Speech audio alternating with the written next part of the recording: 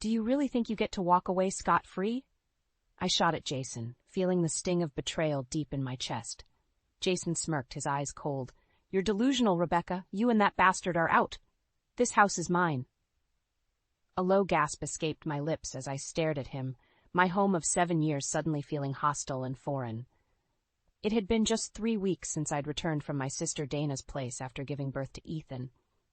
I'd stayed there to recover and receive much-needed support, but I hadn't expected to come back to this nightmare. Your clothes are gone, Jason said nonchalantly, folding his arms across his chest. Mom thought it best you not keep any false hope. False hope? I echoed, incredulous. Jason's mother, Diane, stepped forward, her face stern. I know about your affair, Rebecca. That child isn't Jason's. The weight of her words hit me like a physical blow. What are you talking about? Diane, Ethan is Jason's son. I have never... Spare me the lies. Diane's voice cracked with anger. I saw the pictures, the emails. I may have believed you once, but not anymore. Flashes of my life with Jason crossed my mind. The initial whirlwind romance, the engagement so full of promises, and our wedding day. Once his touch was gentle and his words kind. What had happened? Where did it all go wrong? Think it through, Jason interrupted my thoughts, voice dripping with sarcasm. Doesn't take a genius to figure out why you suddenly got pregnant after all those years. I felt my knees threatening to buckle. We struggled for years, Jason, the treatments, the hopes and disappointments, and now you're saying... He cut me off, looking disinterested. Yeah, and guess what? I gave up hope a long time ago.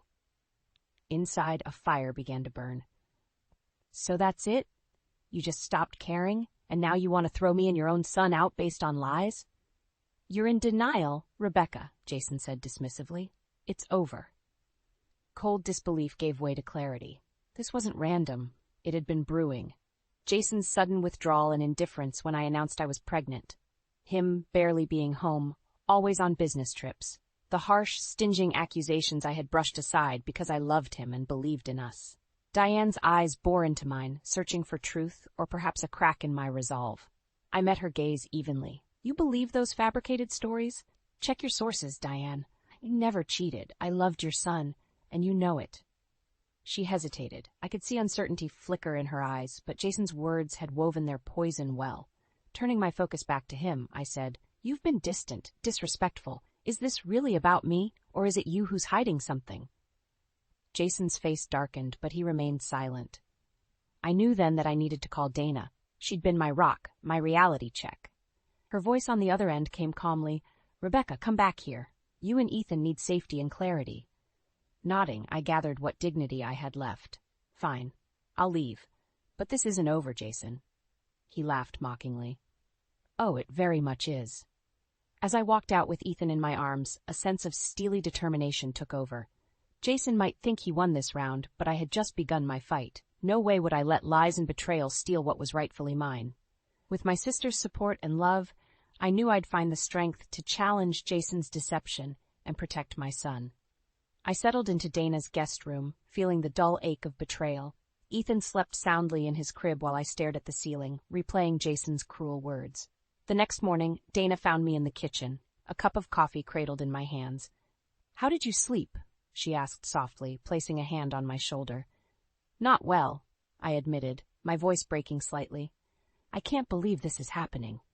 We'll get through this, Dana assured me. You're not alone. Her words were a balm to my raw nerves. She began cooking breakfast while I took a deep breath, ready to recount the agonizing events that led me here. You know, things weren't always this bad, I started, staring at the steam rising from my coffee. Jason's parents were like family to me, especially during the fertility treatments. Diane and Robert were so supportive. I remember, Dana said, flipping pancakes. They were always around, helping out. I nodded, recalling their kind gestures that once felt so genuine. But Jason's prolonged business trips and constant absence had frayed the bonds that held us together. His coldness grew more pronounced with each passing month, especially after I got pregnant. He wasn't there for any of my doctor appointments, I continued, my voice thick with emotion. I was so sick all the time, and handling everything myself was nearly impossible. Dana turned to face me. Why didn't you ask for help? I didn't want to bother you, I said, shaking my head. And I kept telling myself Jason would come around, but instead, he started throwing around accusations of adultery even before Ethan was born. Dana's eyes narrowed. That jerk. What's his game? I don't know, I admitted, but it all makes sense now. This wasn't random. He's been planning something. Just then, Emily, Dana's 8-year-old daughter, bounced into the kitchen. Mom, can Aunt Becky and Ethan come to my school's family day? Dana smiled warmly at her daughter. Of course, darling, but remember, Aunt Becky has a lot going on right now. It's okay, I said, managing a smile. I think it would be good for us. I needed to feel normal, if only for a little while. After breakfast, Dana's husband, Tim, pulled me aside. Rebecca, if you need anything, we're here for you. Don't hesitate to ask. I nodded, grateful for his straightforward support. Thank you, Tim. It means a lot. Meanwhile, Jason's neglect echoed in my mind. I thought of how he dismissed my sickness, how he barely called, leaving everything to me. And those degrading phrases, screaming for a divorce, accusing me of being with someone else. Ethan stirred and whimpered in his crib. I picked him up, feeling his warmth. You're my reason to fight, I whispered into his soft hair, kissing the top of his head. Later, Dana helped me organize my things. As we packed, she remarked, Remember, you have the power to turn this around. Don't let Jason's lies define your future. Her strength bolstered my resolve. I'm moving back in here for good. I need to focus on Ethan and figure out our next steps. Dana squeezed my hand. We've got your back, Rebecca. Jason won't know what hit him. Living with Dana brought a semblance of peace. Yet the weight of Jason's accusations and the blatant betrayal lurked constantly.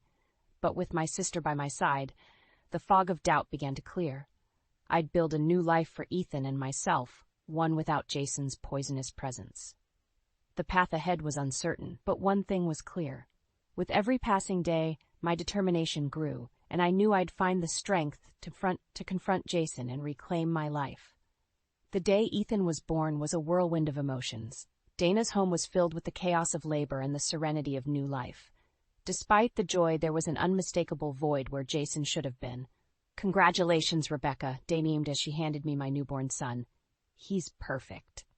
Tears streamed down my face as I held Ethan close. I just wished Jason was here, I confessed, the pang of his absence cutting deep.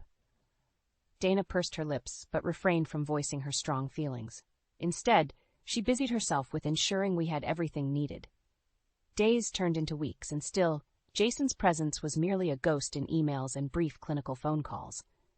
One dreary afternoon, my phone buzzed with an unexpected call from Diane. Swallowing my apprehension, I answered. Hello? Rebecca, Diane's voice was steeped in sternness. Jason has decided to file for divorce, citing infidelity. We have evidence. My heart sank. What kind of evidence? I asked, clutching the phone tighter. Photos, emails, reports from a private investigator, she replied sharply. Rebecca, it's clear to us. I didn't hear the rest. Fury and injustice overwhelmed me. I need to see this evidence for myself, I snapped before hanging up. Dana found me gripping the counter, shaking with rage. What happened? Jason's filing for divorce, accusing me of cheating, I spat. They have supposed evidence. Dana's face darkened. This is Jason's doing. We need to confront him. You can't allow him to tear your life apart with lies. I nodded, finding strength in her determination. I'm going back to our home. I need to face him and see this evidence. The next morning, I drove to what used to be our home. My nerves were fraying, but rage and resolve pushed me forward. Jason was going to face his consequences. I stepped inside the house, finding Jason and his parents waiting, looking smug and confident. My belongings were absent, replaced by a chilling emptiness. Rebecca, let's make this quick, Jason said, a smirk playing on his lips. The evidence is indisputable. You expect me to believe your lies? I shot back. Show me this so-called evidence. Jason pulled out a folder, tossing it onto the coffee table. Diane and Robert looked uncomfortable, but said nothing. I sifted through photos of me talking to friends, innocent interactions twisted into falsehoods. This is all fabricated, I said, voice shaking with suppressed rage. Jason shrugged. Believe what you want, the court will side with me. I looked at Diane and Robert. You've known me for years. You think I'd betray your son like this? Robert frowned, finally speaking up. It seems awfully coincidental. Jason, are we sure about this? Jason's eyes flashed with anger. Dad, we have the proof. Rebecca's deceit is clear. I took a deep breath, steadying myself. I didn't cheat, and I won't let you ruin my life based on lies. If we're going to court, I'm ready to fight. Jason's smirk faltered, but he quickly regained composure. You're delusional if you think you can win. The room felt charged with tension as I faced them, unyielding. I had my son to protect and a truth to defend. Jason's betrayals wouldn't break me. Dragging my eyes to Diane and Robert, I said, think about the kind of person standing next to you. This isn't about me. It's about what Jason's hiding from you all. The expressions on their faces wavered, uncertainty creeping in. I saw a flicker of doubt in Diane's eyes, and it fueled my determination. Believe me or not, I challenged, the truth will come out. And Jason, you'll regret this. Without waiting for a response, I turned on my heel, walking out the front door and slamming it behind me. The battle lines were drawn, and I was ready for war. Determination propelled me forward. I knew I couldn't let Jason get away with this. The next few days were a blur of legal consultations and gathering evidence. My lawyer, Mr. Turner, reassured me, we're going to fight this, Rebecca. Jason's accusations won't hold up in court if they are false. Armed with my newfound strength, I returned to my former home. I wasn't going to let Jason's deceit break me. Stepping inside, I found Jason, Diane, and Robert waiting for me. Here she is, Jason sneered. Come to admit your lies. Ignoring his taunt, I addressed Diane and Robert. I have something to say. It's time for the truth to come out. Jason's eyes narrowed. What are you talking about? Taking a deep breath, I began. Jason's the one who's been unfaithful, not me. He's been cheating on me during his business trips. Preposterous, Jason shouted, but I noticed a flicker of fear in his eyes. Diane, Robert, I continued. I hired an investigator of my own. Here's the evidence. I pulled out photos, emails, and proof of Jason's affair with a colleague. Diane's face turned pale as she flipped through the documents. Jason, is this true? Jason's smirk faltered slightly, but he tried to maintain his composure. She's lying. This is all fabricated. But Diane's gaze hardened. We've known Rebecca for years. Her honesty has never been in question until you planted those seeds of doubt. Mom, you can't seriously believe her. Jason's voice wavered, his confidence cracking. Robert, who had been silent, now spoke up, his voice steady. Jason, I need you to be honest. Did you or did you not have an affair? Caught off guard, Jason hesitated. Dad, it's complicated. I seized the moment. Your accusations against me were baseless, Jason. It was all a ploy to cover up your own infidelity. So what if I was unfaithful? Jason snapped, finally losing his composure. Rebecca was never there for me. I needed someone. The room fell into a heavy silence. Diane looked at her son with a mixture of disappointment and anger. You destroyed our trust, Jason. You let us believe in lies just to cover up your own failings. Robert's expression mirrored Diane's. You've gone too far, son. We're supporting Rebecca in this, period. Jason's face turned red with rage, but he knew he was cornered. You'll regret this, he threatened, but his words lacked the usual menace. We'll take our chances, Diane responded coldly. Rebecca, what do you need from us? Relief washed over me. I need support for Ethan and myself. I want custody, and I'll need financial help until the divorce is settled. You have it, Robert affirmed. We were fooled, but not anymore. Jason seethed, his mask of control slipping entirely. You think you can just walk away with everything? I'll fight you in court. I met his gaze unflinching. Do what you have to, Jason. But know this, the truth is on my side, and I'm not backing down. Turning to Diane and Robert, I added, Thank you. I never wanted it to come to this, but I'll make sure Ethan grows up in a loving, honest environment. As I walked out, the weight on my shoulders felt lighter. This battle wasn't over, but I wasn't alone anymore. With Diane and Robert's support, I was ready to face whatever came next. Jason had underestimated the strength of truth and family, and that would be his undoing. The living room was thick with tension. Silence hung heavy as Jason's facade crumbled. Diane and Robert's presence gave me courage. I was ready to reveal Jason's true colors. Jason, Diane's voice trembled with anger. You've lied to us all. And for what? To cover your own sins? Jason scoffed, but the cockiness in his demeanor had faded. You don't understand. I had my reasons. Your reasons, I interjected, unable to hold back. Like what, Jason? Justify betraying your family and me? His eyes flashed with irritation. You were obsessed with having a baby. You barely noticed I was drowning. I needed someone, and Amanda understood me. Diane gasped. Amanda? The colleague you traveled with? Jason looked away, his silence confirming her fears. Anger surged through me. So all this time, it was Amanda, and now she's pregnant, isn't she? Jason's jaw clenched. Yes, she is.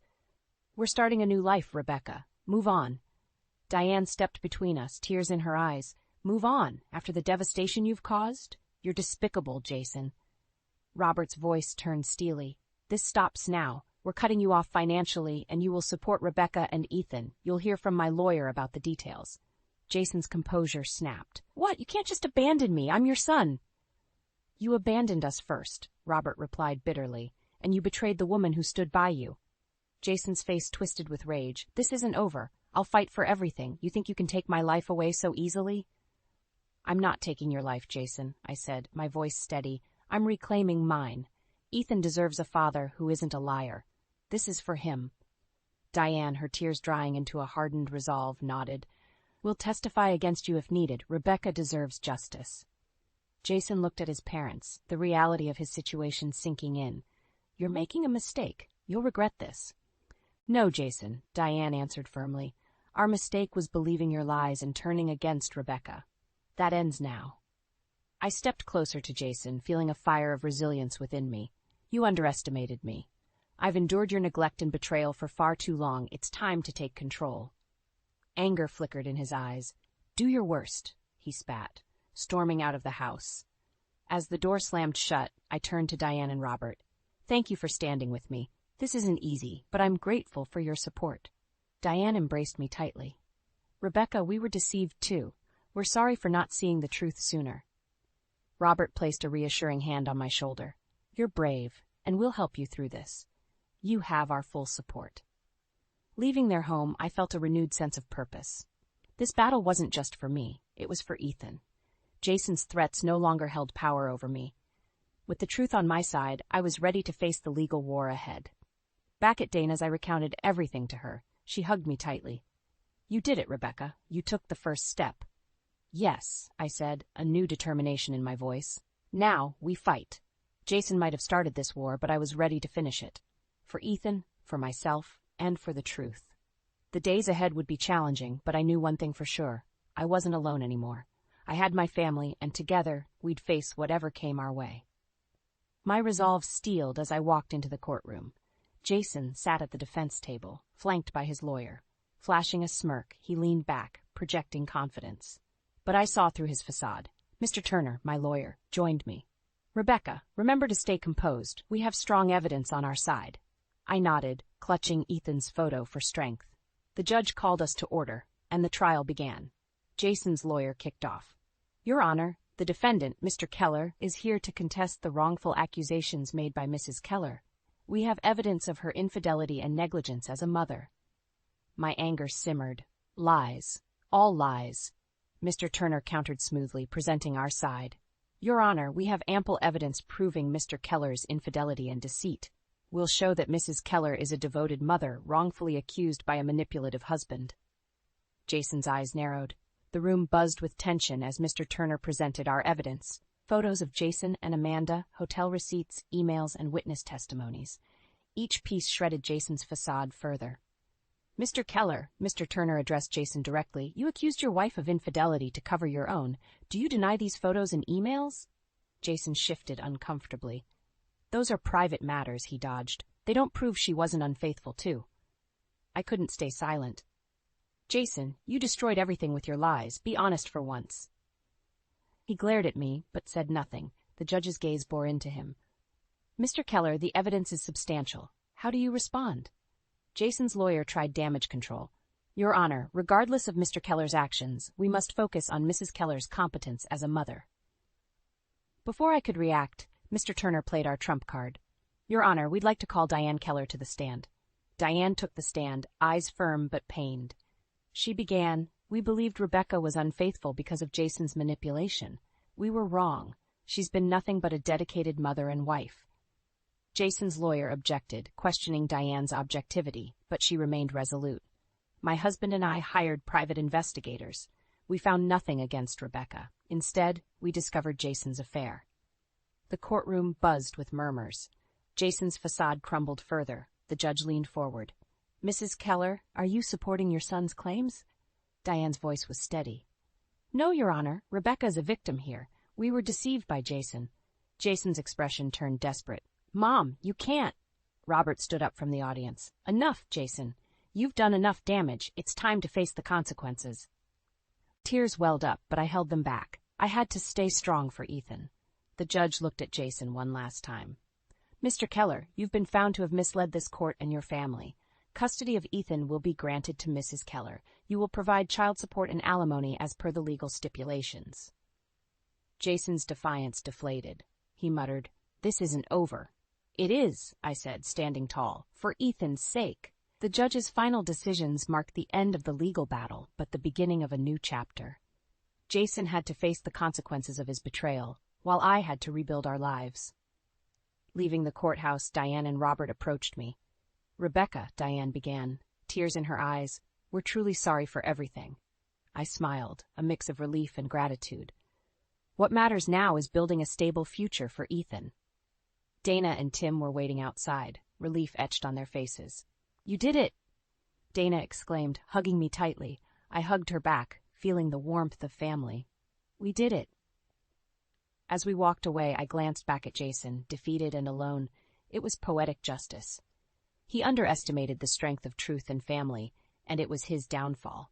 Our fight was far from over, but for the first time in a long time I felt hope. We were moving forward, and I was ready for whatever came next, knowing I had the love and support to face any challenge. Weeks passed, and the legal proceedings were finally over. I had full custody of Ethan, along with child support and alimony secured. It felt like a victory, but the real triumph lay in our future. We needed to move on. One morning, I met with a realtor to sell the house. Walking through the empty rooms, I felt a mix of sadness and relief. This place held memories, both good and bad, but it was time to let go. Dana joined me later, helping pack the last of my things. Ready for a fresh start? She asked, her smile warm and reassuring. More than ready, I replied, feeling lighter. I've already found a new place near your place. It's small but cozy. That's perfect, Dana said, carrying a box to the car. We'll be neighbors again. Emily is ecstatic. As we loaded the last of the boxes, Jason appeared at the driveway. My heart raced, but I stood firm, protecting Ethan, who was cradled in my arms. Rebecca, we need to talk, Jason started, his voice lacking its usual arrogance. There's nothing to talk about, I replied coolly. Everything's been settled. He shoved his hands into his pockets, looking defeated. Please, Rebecca, just hear me out. I need another chance. I stared at him, anger bubbling just beneath the surface. Another chance? After everything you put us through? You think you deserve that? Jason sighed, glancing away. I messed up. I was wrong, and I lost everything. Amanda left when she realized I couldn't support her. I have nothing now. That's your own doing, Jason, I said sharply. Ethan and I have moved on. We don't need you. Dana stepped in, her eyes fierce. Jason, leave. You've done enough damage. Jason's shoulders slumped. All fight drained from him. Fine, but remember, I'm still Ethan's father. And you will fulfill your responsibilities, as ordered by the court, I affirmed. Now leave. He left without another word, a broken man. Watching him go, I felt a pang of pity, but it was overshadowed by my resolve to protect Ethan and our new life. Dana wrapped an arm around my shoulders. You did the right thing. He needed to hear that. Nodding, I looked at my son. Ethan deserves a stable, loving home, and that's exactly what we'll give him. We moved into our new home that weekend. It was modest, but full of potential. With Dana and Tim's help, we settled in quickly. Ethan's laughter filled the house, a sound I cherished more than anything. One evening, after putting Ethan to bed, I sat on the porch with Dana. Can you believe how far we've come? I mused, watching the stars. You've been incredibly strong, Dana replied. And now it's all paying off. Thank you for standing by me, I said, squeezing her hand. I couldn't have done it without you. We're family, Dana smiled. That's what we do. As the days turned into weeks, our new life began to take shape. The house slowly felt like home, filled with love and laughter. I found peace in the routine, and Ethan thrived in the nurturing environment we created. One day I received a call from Diane. Rebecca, I just wanted to check on you and Ethan. How are you? We're doing well. Diane, I replied, a smile touching my lips. We've settled in nicely.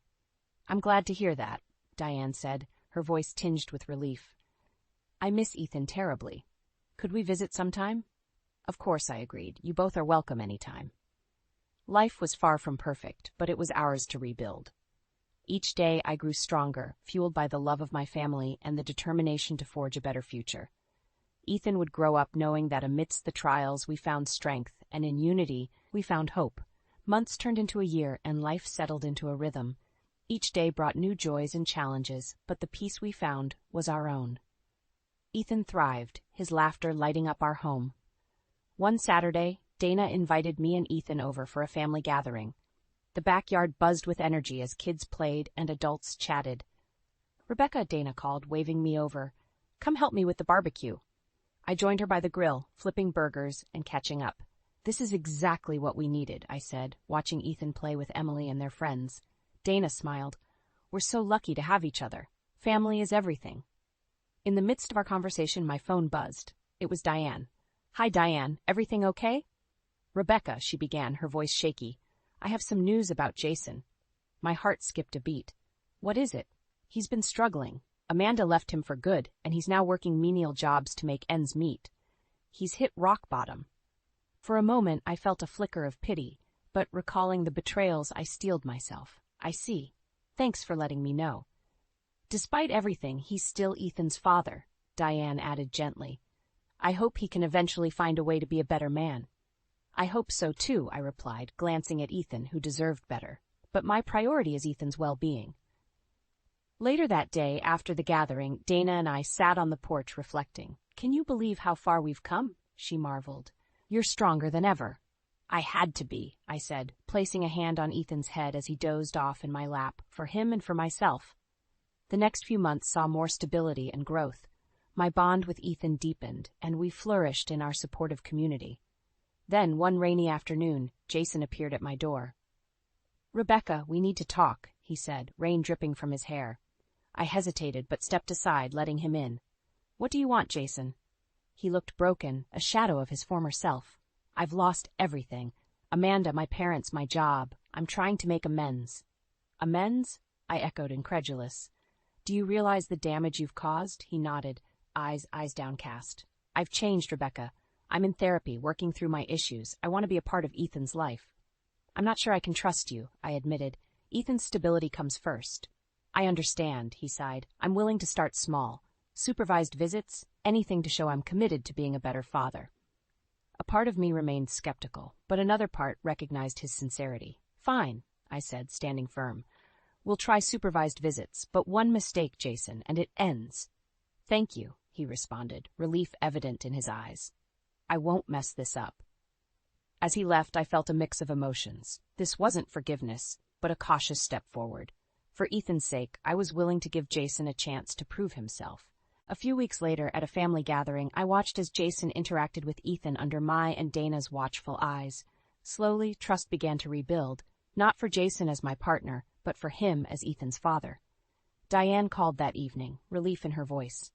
"Rebecca, thank you for giving Jason this opportunity. It means the world to him and to us." "Ethan deserves the effort," I replied, "but it's up to Jason to prove he's worthy." As I hung up, I felt a sense of closure. Jason's fall from grace was his own doing, but our future didn't rely on his redemption. It relied on the love and strength we built as a family. That night, as I tucked Ethan into bed, I whispered, "We've come so far, little one, and there's so much more to look forward to." The past year had reshaped our lives, but it had also fortified our spirits. We faced trials, overcame them, and emerged stronger. Together, we were ready to embrace whatever came next, with love, resilience, and unwavering hope. The fork slipped from my hand, clattering against the plate. Clarissa's words hung in the air like a bad smell. "I've decided to sell my house and move in with you all. It will be such a blessing to have the family under one roof again." My mother-in-law smiled, that sickly sweet smile she always used when getting her way. Beckett sat frozen beside me, his brow furrowed. Finn stared down at his half-eaten meatloaf, mercifully oblivious to the bombshell Clarissa had just dropped. "That's quite a decision, Mother," Beckett finally managed. "Don't you think you should have discussed it with us first?" Clarissa waved a ringed hand. "Oh, I didn't want to burden you both with it until I'd made up my mind. This way it's settled. No need for any fusses. My heart pounded as her real message sank in. She would be immovable on this, as she always was. Steam rolling her way into our lives, consequences be damned. I appreciate your, consideration, I said carefully. But Beckett and I will need to discuss what that would look like for our family. There are a lot of factors to work through. Clarissa fixed me with a pointed look. Like what, dear? I'll have my own space, so no inconvenience on your end. I simply want to be closer to my grandchild and spend my twilight years surrounded by loved ones. Surely you can't object to that? The subtle condescension dripped from her tone. The implication that I would deprive her of family, of Finn, if I objected. Classic manipulation. Mom, Beckett ran a hand over his face. We can't make this decision right now at the dinner table. Well, I don't see why not, Clarissa said airily. I think we'd all sleep better with this settled, don't you? She turned to Finn, her eyes going misty. You'd love having your dear old grandma around every day, wouldn't you, sweetheart? Finn looked up, puzzled. Sure, I guess. There, you see, the matter is decided. She beamed at me triumphantly. My stomach twisted. I knew the reality. There would be no peaceful twilight years. This was about control, plain and simple. The start of her ultimate power play to run this household her way. I opened my mouth, ready to protest, to shut this down before it began. But Beckett's pained expression stopped me. He already looked so conflicted, so troubled by having to buck his beloved mother's wishes. So instead, I simply forced a smile and said, We'll discuss it tonight after dinner, dear. The first battle was lost, but the war was only just beginning. Clarissa wasted no time making her presence felt. The very next morning, she was in the kitchen bright and early, tutting at the mess. You really should start your day earlier, Juniper dear.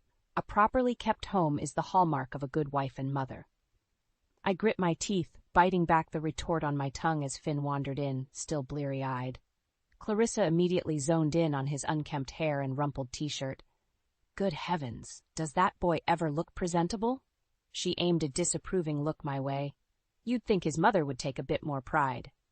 I'm proud of Finn just the way he is, I said tightly.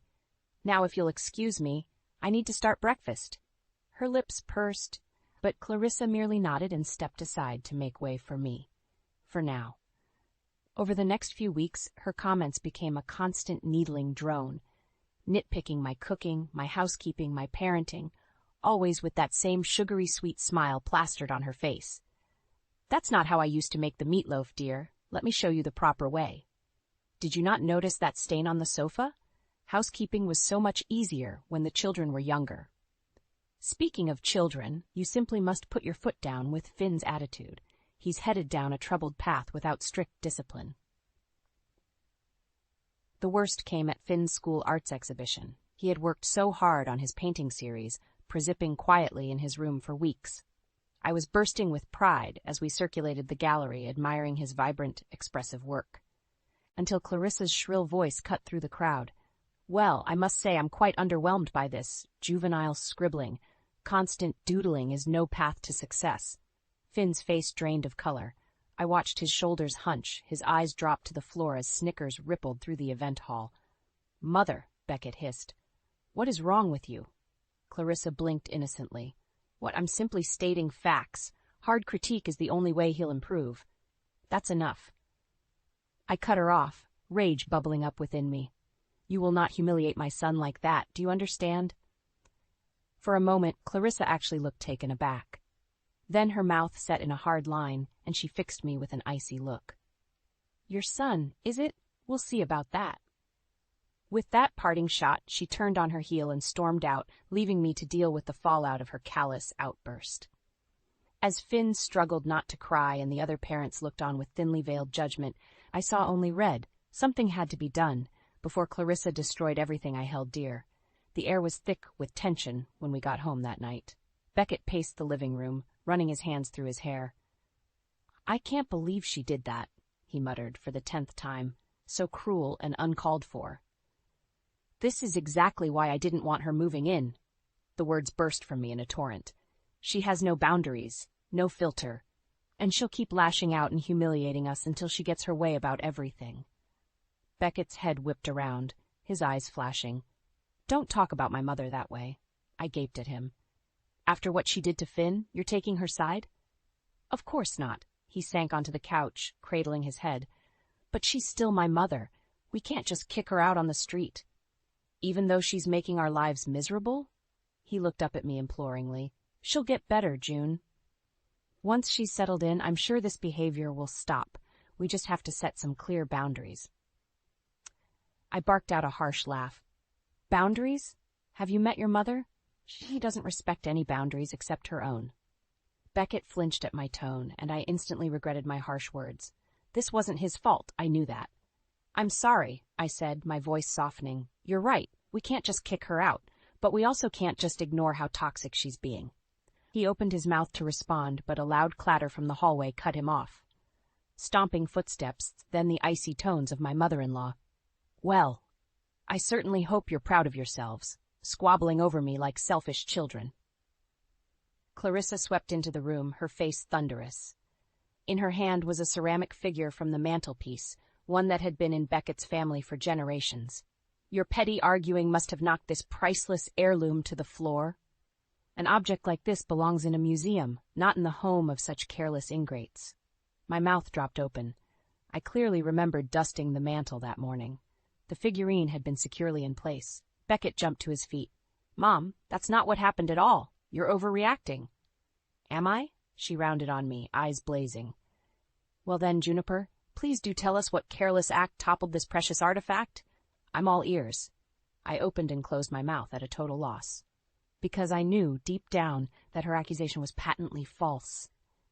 Clarissa's thin lips curled into a smile of pure vindication. That's what I thought. Really, Beckett, I don't know how you can allow such a thoughtless, messy woman to raise your child. I saw red. Before I could stop myself, I stepped forward and slapped the vile woman straight across that smug face. Clarissa's head whipped to the side, her hand flying to her reddened cheek. She stared at me in utter shock. Get out, I hissed through gritted teeth, before I do something worse. Juniper, Beckett's voice cracked like a whip. What the hell is wrong with you? The utter betrayal in his eyes sliced into my heart. In that moment, it was like the man I loved was a total stranger. While Clarissa worked to regain her composure, I took a shaky breath and held Beckett's gaze. I'm done being your mother's punching bag, I said, my voice low. Either you put a stop to this, or you'll have to choose between us. Heavy silence fell over the room. Clarissa was watching avidly, her lips curved into that same sickly smile I'd come to despise. Beckett's face was utterly inscrutable. I didn't wait for his answer. I simply turned and left the room, chest heaving. The war had been declared. There would be no more playing nice. The next few days were tense, to say the least. Beckett and I moved through the house like ghosts, avoiding each other in an uneasy truce. Clarissa, smug as ever, acted like nothing had happened. Pleasant morning, isn't it? She'd chirp as I grabbed my coffee and rushed out the door to work. Beckett wouldn't even meet my gaze. It couldn't go on like this. Either we dealt with Clarissa head-on, or our family would be torn apart. But I needed ammunition, a way to prove to Beckett just how vindictive and manipulative his mother truly was. That proof came from an unlikely source, Mrs. Pennington from next door. I was trimming the hedges when she popped her head over the fence. Everything okay, dear? You look simply haunted. I paused, struggling with how much to reveal. Before I could stop myself, it all came pouring out. Clarissa's cruelty, the wedge she was driving between Beckett and me, her deranged lies. Mrs. Pennington listened intently, clucking her tongue. I knew that woman was trouble from the moment she moved in. Mark my words, she's poison.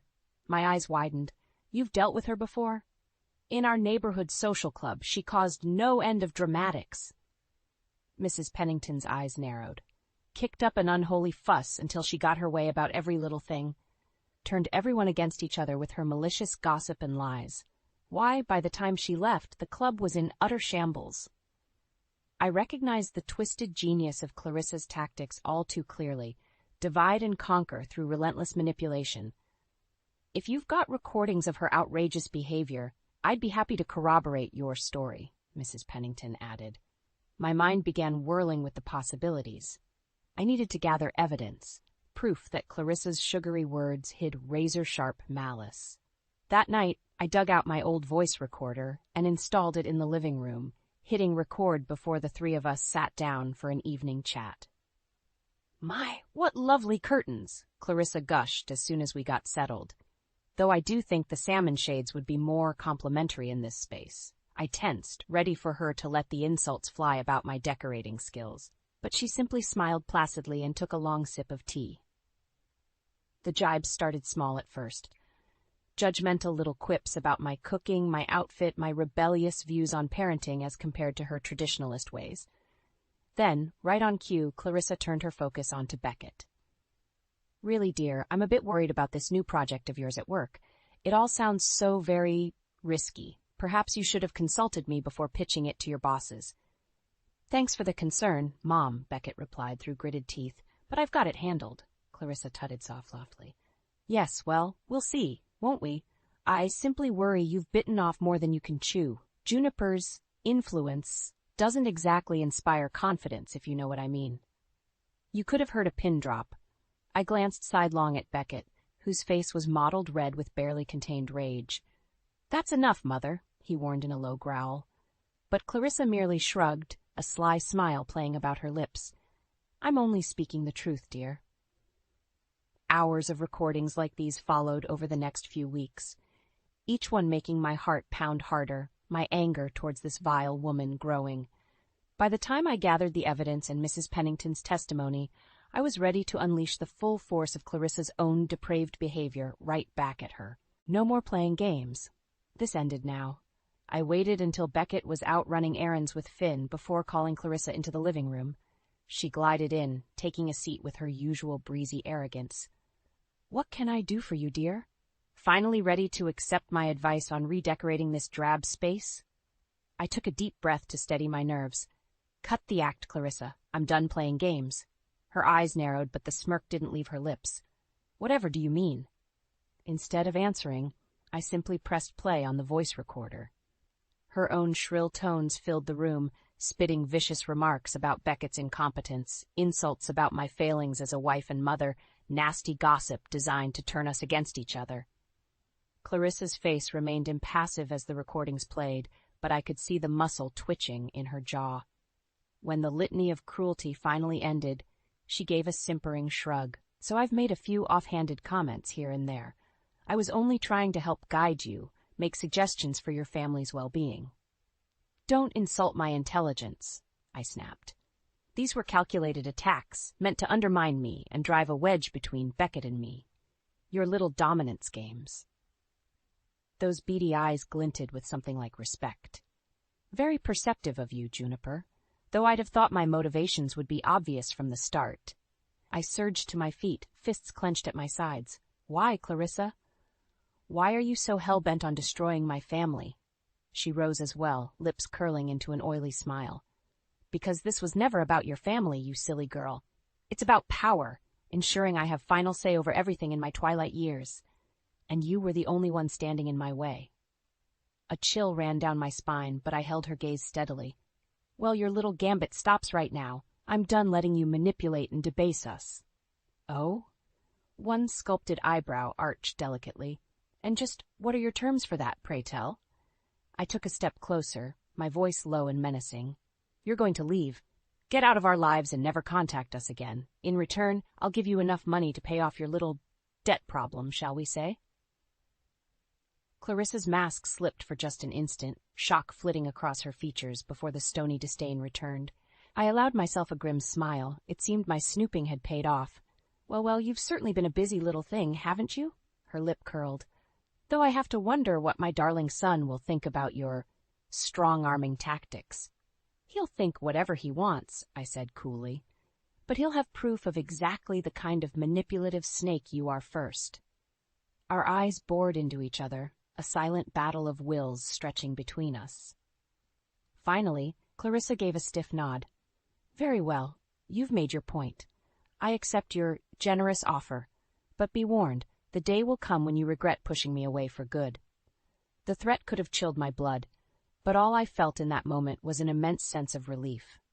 At long last, this nightmare would be over. My hands were shaking as I laid out the place settings for our monthly family dinner. Clarissa sat primly on the couch, shooting me disdainful looks every few minutes. She hadn't taken my ultimatum well, that was for sure. The doorbell rang, announcing Beckett and Finn's arrival. Showtime. "Hello, my dears." Clarissa was all sugary sweetness as they walked in, air kissing their cheeks. "I'm simply famished, aren't you?" Beckett eyed her warily but said nothing as we all took our seats around the dining table. An uneasy silence fell, only the clinking of utensils on china plates to fill it. Finn squirmed in his seat, looking from me to his grandmother with narrowed eyes. Finally, he couldn't take it anymore. "Okay, what's the deal?" he blurted out. "You two have been acting super weird for weeks." I took a deep, steadying breath as all eyes swung towards me. Here went nothing. "You're right, Finn, and it's time the truth finally came out." Clarissa snorted delicately. "I beg your pardon? What bizarre melodrama is this now?" Ignoring her, I produced the thick manila envelope I'd compiled, sliding it across the table towards Beckett. "In that envelope is proof of who your mother really is," I said, keeping my voice carefully level. "The manipulation, the cruelty, the pathological need to destroy us from the inside." "Juniper!" Clarissa gasped in overblown outrage. "How dare you?" But I cut her off with a sharp look.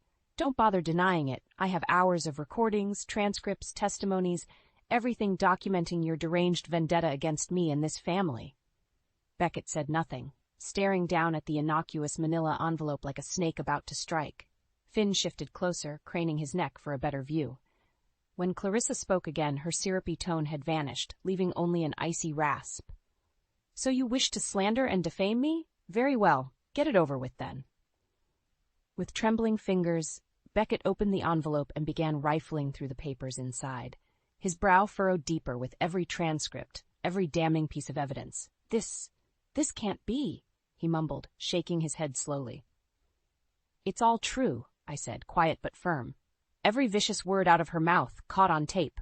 I clicked the voice recorder, letting Clarissa's shrill diatribes fill the air once more. "Useless, ungrateful child. Of course he can't handle that deal without my input. No wonder Juniper is such a dismal failure at parenting. It's a miracle the boy isn't a delinquent yet. Perhaps I should take over the family finances before that silly girl drives us into the poorhouse." At last, I stopped the playback, letting the weight of proof speak for itself. Clarissa's face was mottled purple, a twisting sneer of pure loathing fixed on me. But I didn't flinch, didn't look away. The silence stretched out agonizingly until finally, Beckett looked up at his mother. There were tears in his eyes. "Mom, how could you?" His voice broke on the last word. Clarissa actually laughed then, a harsh, barking sound. "Don't play the wounded innocent with me. I was simply doing what was necessary to protect this family from ruin. By sabotaging us every chance you got, I couldn't stop myself from interjecting. By turning everyone against each other, that's what was necessary? Of course it was." Clarissa was on her feet now, shoulders heaving with rage. "I could see quite clearly how incompetent you both are. Beckett's career hanging by a thread, this house falling to ruin, poor Finn turned into a sullen delinquent under your lax, idiotic parenting." She whirled on Finn then, fixing him with a stare that could freeze lava. "Just look at the way you present yourself. Sloppy? No ambition. Do you really want to end up a failure like your so-called parents?" "Don't talk about my parents like that." The retort was shouted with such raw fury, such rebellious vehemence, that we all fell silent in shock. Finn was on his feet too now, fists clenched and shaking at his sides as he faced down his grandmother with bravery I could scarcely believe. "Mom and Dad have been nothing but supportive and loving. You're the failure, Grandma, and after everything I just heard, I want you out of our lives for good." Clarissa looked as though she'd been slapped. That was my son, showing the same fierce determination I felt in my bones to protect our little family, no matter what. With a cry of pure outrage, Clarissa swept from the room, nearly taking the front door off its hinges as she left. For a long moment, the three of us simply stared at each other in stunned silence. Then Beckett crossed the room in 2 long strides and crushed me in a desperate embrace. "I'm so sorry," he rasped against my neck. "I'm so sorry." We held each other for a long time after that, our family battered and bruised but still standing strong against anything the cruel world could throw at us. And for the first time in years I could breathe freely once more. The silence that followed Clarissa's dramatic exit was deafening. Beckett and I simply held each other, letting the roaring in our ears gradually subside. Finn hovered nearby, looking shaken. At last, Beckett pulled back, cradling my face in his hands. His eyes were red-rimmed, glistening with unshed tears. "June, I don't know what to say. How could I have been so blind?" I covered his hands with my own, giving them a reassuring squeeze. "She's a master manipulator, Bex. She knows exactly what strings to pull." He shook his head slowly. "But you tried to warn me, over and over, and I just dismissed you, took her side every time." A muscle ticked in his jaw as his voice dropped to a hoarse whisper. "Some husband and father I turned out to be." "Hey," I pecked him gently on the lips. "We can't change the past, but we did what was needed to protect our family. That's what matters." "She's right, Dad." Finn stepped forward, his usually sullen expression giving way to something solemn and resolved. "You guys fought for us, for our family unit. That's what real parents do. They put their kids first, no matter what sick crap gets thrown at them." He looked down, scuffing at the hardwood with his sneaker toe. I'm sorry, I haven't really appreciated that, or noticed how much you've both sacrificed while that evil witch was making all your lives hell." Beckett pulled Finn into a fierce hug, holding him tightly. I felt the moisture prick at my own eyes watching them, my two favorite people, survivors of the worst betrayal. "No more apologies," Beckett said gruffly. "We're a team again now, the three of us. Anything else, we handle it together. United front." Finn nodded wordlessly against his father's shoulder. When they finally separated, all traces of the moody teenager had left his face. He looked solemnly determined. "So, what's the plan? Do we go to the cops, file a report about her?" I shook my head.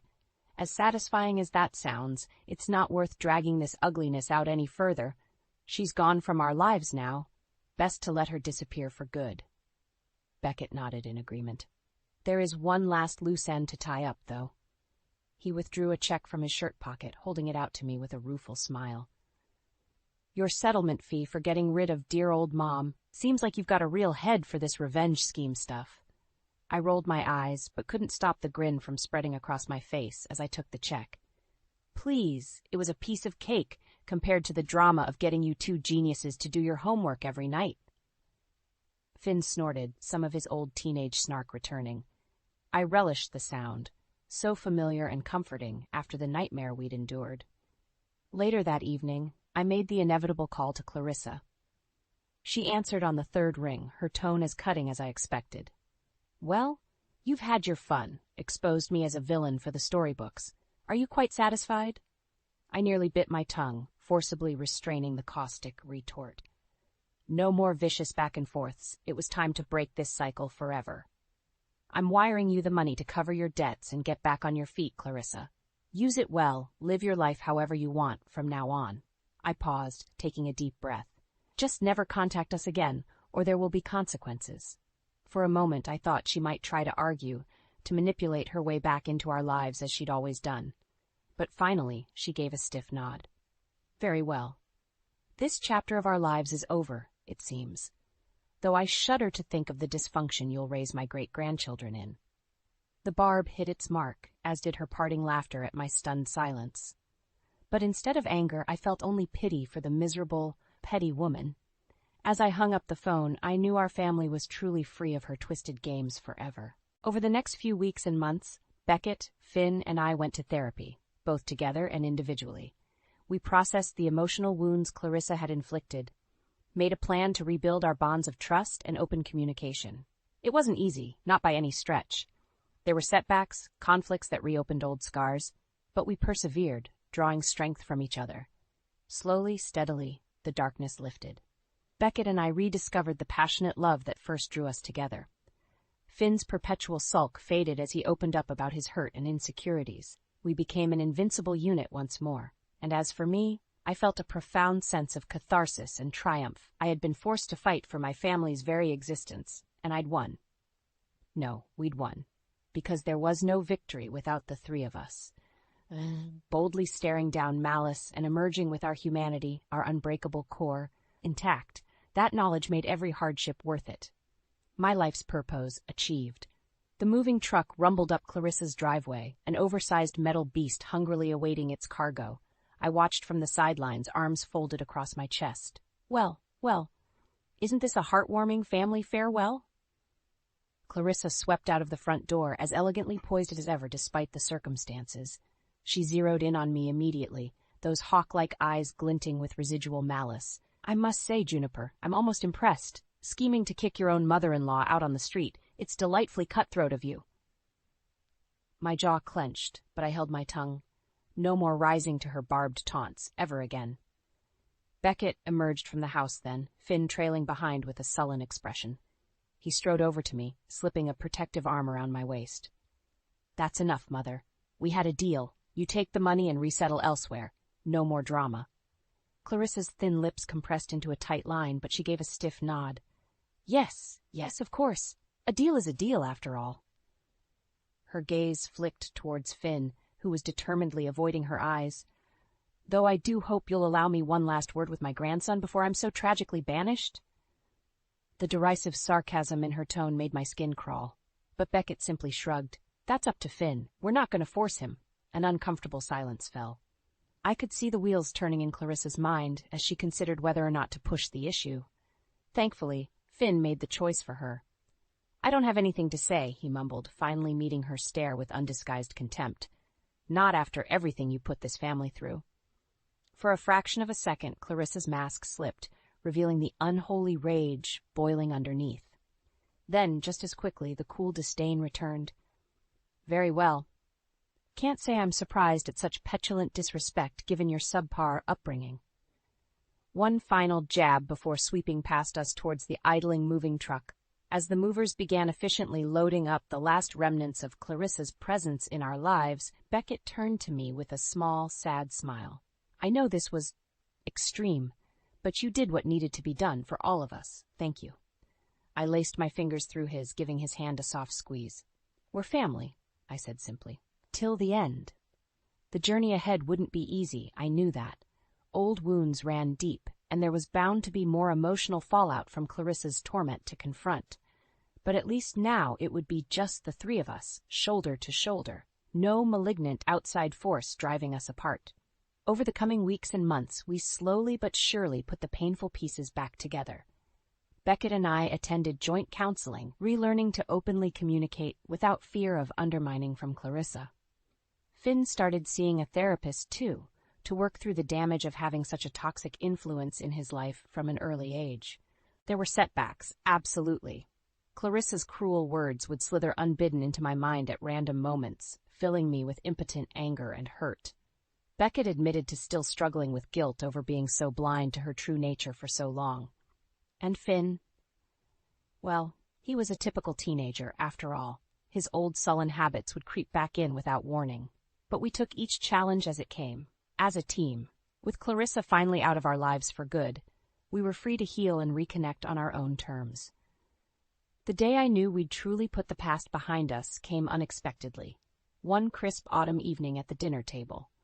There was no special occasion, nothing to mark the moment as significant. Beckett and I chatted about mundane things, work, errands, the new movie we wanted to see over the weekend. Finn sat across from us, chewing thoughtfully as he listened. Then, out of nowhere, he set down his fork and looked up at me with those same serious eyes that had first showed his backbone against Clarissa's manipulation. You know, I get it now. Why you fought so hard to get rid of Grandma. I paused, startled, sharing a glance with Beckett. We'd thought that painful chapter of our lives firmly closed. Finn scratched at the back of his neck, suddenly bashful. I mean, I always knew she was bad news in a general way, but seeing how far you went to protect us, risking everything, not just thinking of yourself. He shook his head slowly. That's what real parents do, you know? They'd go through anything for their kids, no matter what. My vision blurred with grateful tears as I reached across the table to grip Finn's hand. You've got that right, kiddo. No matter what. In that moment, I felt something profound shift inside me. The last lingering tendrils of anger and hurt over Clarissa's cruelty simply evaporated. Whatever resentment or bitterness had been weighing me down for so long just dispersed into the ether. As I looked around at my little family, my heart swelled with love. This was everything, the core truth that had kept me fighting through our darkest days. Beckett and Finn were my world, and I would walk through fire 1,000 times to keep them safe and happy. The past was just that, past. We had survived the worst betrayal and come out battered, but bonded and stronger than ever before. A new chapter was unfolding for us, one of healing and rediscovered joy. And this time I thought with a serene smile there would be no outside forces to disrupt our hard-earned peace. Just us, forging our own path forward as a united, radiant family.